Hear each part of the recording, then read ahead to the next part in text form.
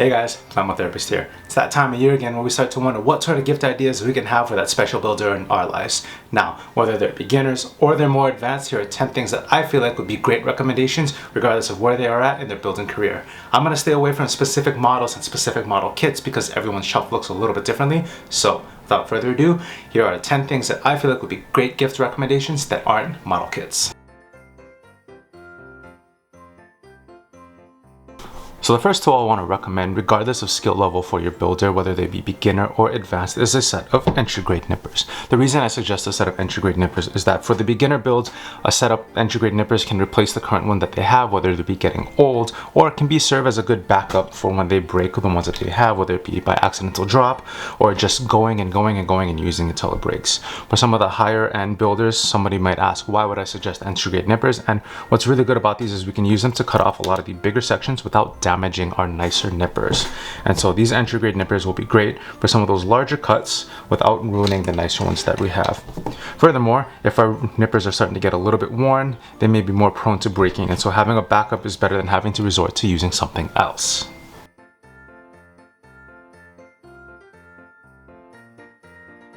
So following the entry grade nippers, the next thing I would recommend would actually be a set of high quality side cutters. Now, the brand that I'm most familiar with is the God Hand brand. There are other brands out there. You can do your research as far as which one will fit your builder's needs, whether it be another brand or the God Hand itself. Now, the reason I would recommend these is that on top of being able to cut the runners off the plastic, what you can use these side cutters for is getting closer to the plastic and cutting more of the plastic off closer to the actual piece without damaging the piece altogether.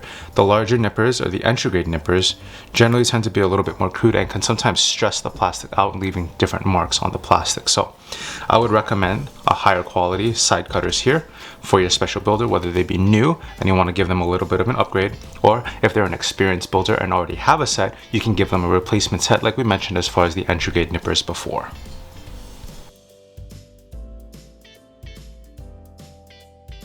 So after we discussed the entry grade nippers and the higher quality side cutters, the next thing I would recommend is a panel liner. So there are two options. The first option we have will be the Gundam markers here. This is the one that I would recommend for beginner builders. And then we also have dedicated panel line accent colors. This is the one by Tamiya. There are other brands out there, but again, this is the one that I'm familiar with. So what do these things do? Well, panel liners are the things that are going to go into the recesses in the builds here to make the parts pop. And so if I were to demonstrate using the Gundam marker here, I would just color in this line here in the kit, and that adds a little bit of depth to the build altogether. Now, that is the Gundam marker, and again, I'd recommend these more for the beginner builders. For the advanced builders, we would use something like panel line accent color, and this may be for someone that also paints their kit as well. This would be a good addition to their paint repertoire. So instead of painting in the pieces like this one, all you do is just dab it in, and then the panel line runs and fills in the gaps. So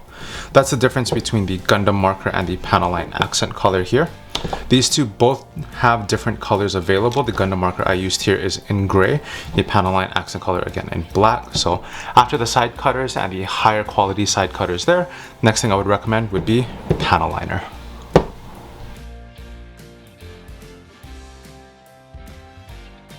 So the next thing I would recommend would be some sort of container.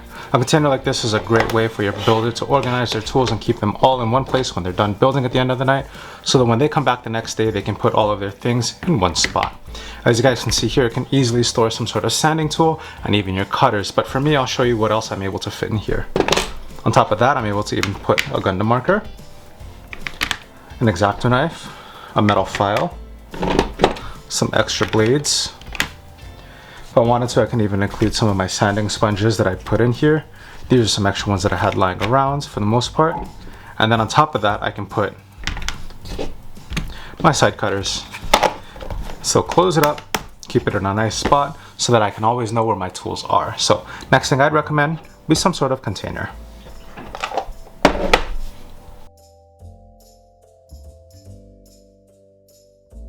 So the next gift recommendation I have is plastic cement. Sometimes when we're making mistakes, sometimes we break something and we need to be able to fix it. It's a great way to replace any part that may have been snapped off when we're putting pieces together, or if we cut a little bit off the runners that we didn't mean to, we need to be able to put that back on. So Some sort of plastic cement is the next recommendation I have for the beginner builders. If you're more advanced and you need to use something for resin kits, super glue is something that can be used in order to fix or to put the pieces together in a resin kit. The plastic cement won't work for resin pieces, which is why super glue is needed for those. Super glue can also be used for advanced or beginner builders if their joints are a little bit loose and they need to tighten them up. So for the builder, the next thing I'd recommend would be extra thin cement to repair some of the plastics if they break it, or super glue if they're moving on to resin and need to tighten up some joints.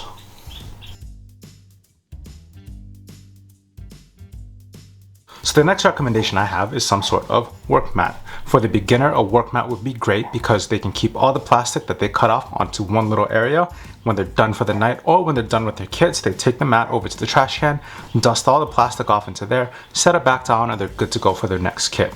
If they're a more advanced user, an additional work mat could be great to set up an additional workspace, or it can replace the one that they currently have. Work mats come in different sizes. I happen to take this one because it's large enough for me that I can keep a lot of my stuff all in one place, and I actually use it for my recordings. So next recommendation I have would be some sort of work mat or cutting mat.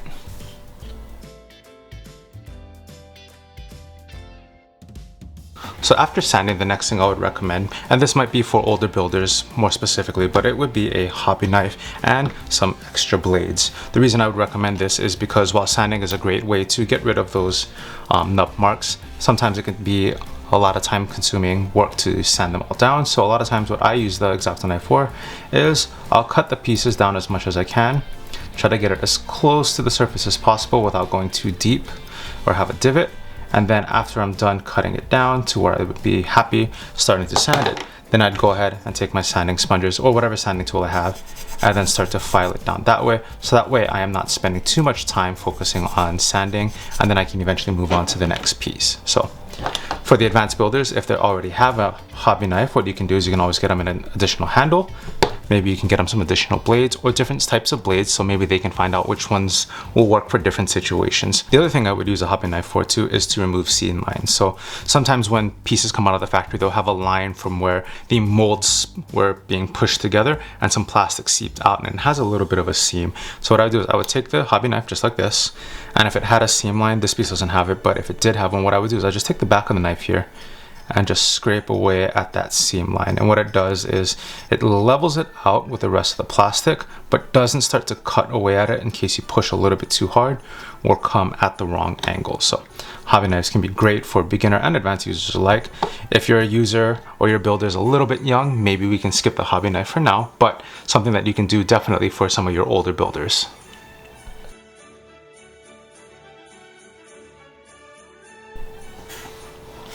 So the next tool I would recommend would be some sort of filing tool. When it comes to making pieces look nice and clean, sometimes when we get them off the runners and we use the X-Acto knife, or if we don't have a hobby knife, we want to make sure those pieces are nice and smooth. A file is a great starting tool because what it does is the extra firmness that it has in the metal that it's made out of helps to remove the nub a lot cleaner than something that might be a little bit softer. So we'll use it as a starting point, get rid of most of the extra plastic there. Then we can move on to some sort of sanding tool like this. A sanding file like this would be great because you have your initial sand, you have a finer grit to get it a little bit smoother, and then you have a little bit of a polished side to get that plastic back to what it looks like originally when it came out of the plastic. For me, I like to use sanding sponges when I'm working because for somebody like me who's a little bit heavier handed, the extra force isn't translated into the plastic and is absorbed by the sponge itself, making for a smoother sand without having too much of extra pressure points here. So next thing I'd recommend would be some sort of sanding material, whether it be a file, a board like this, or sanding sponges. If they're advanced builders, you can replace some of the sanding paper or some of their sanding tools that might be running a little bit low. Files can always be replaced because as they get used, they lose a little bit of that edge, and so they need to be replaced. So next thing I'd recommend, some sort of sanding tool. So the next recommendation I have is some sort of desk light. This is the one that I happen to have here. It helps me when I'm working on my builds because at nighttime when it's a little bit darker, the overhead lights aren't quite strong enough, and so I need a little bit of something extra to help me see the smaller pieces. What I would recommend is some sort of daylight lamp, one that has a little bit of a cooler white light to it, so that when you're working, your pieces stay true to the color that they are, whether they're painting or they're just snapping their kit together. For the beginner builder, it can help save their eyes and make it easier builds from when they're working on it. For advanced builders, you can replace the lamp that they currently have, whether it be dying, or give them an additional lamp to set up another workspace altogether. So next recommendation would be some sort of work light. On to our last item, guys. Recommendation number 10 is actually not a tool, but just some way to display our finished works. Behind me, as you guys can see, I have a shelf with a couple of my works that I have up here. For the builder who may be just getting started or somebody who's been building for a little bit of a time, we want to be able to show off the work that we've done, all the hard work we've put into it and all the care that we put into our models. We want to put that on display for people to enjoy, whether it be you guys, or whether it be ourselves. When we finish building it, we just want to look at it in our own rooms. So you can either get them a shelf like the ones behind me, or you can maybe find a display case where they can put some of their pieces in and keep them protected also from the weather. So recommendation number 10, it's not a tool, it's just some way to display our work.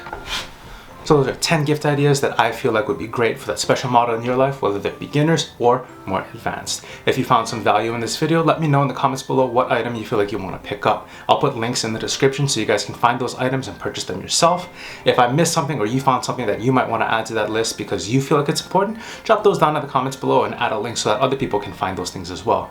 Thank you guys so much for joining me today, and I'll see you guys next time.